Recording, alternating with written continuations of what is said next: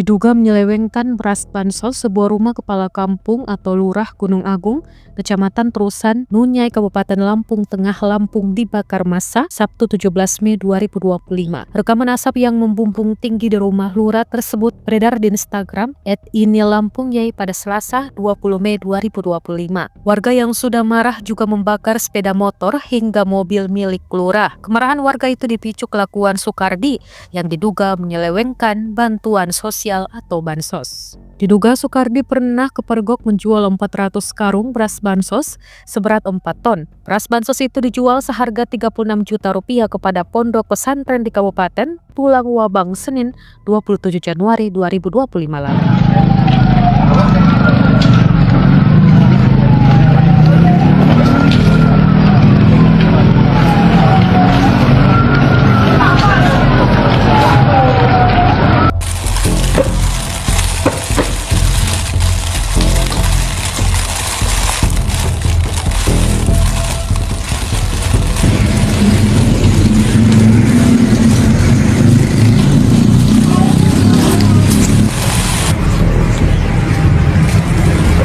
Polisi yang tempuk kamu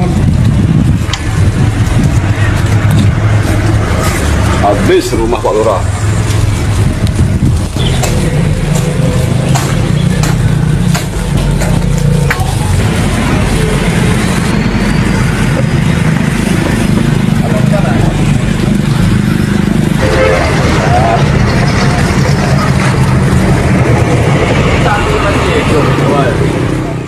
Download Tribun X sekarang, menghadirkan lokal menjadi Indonesia.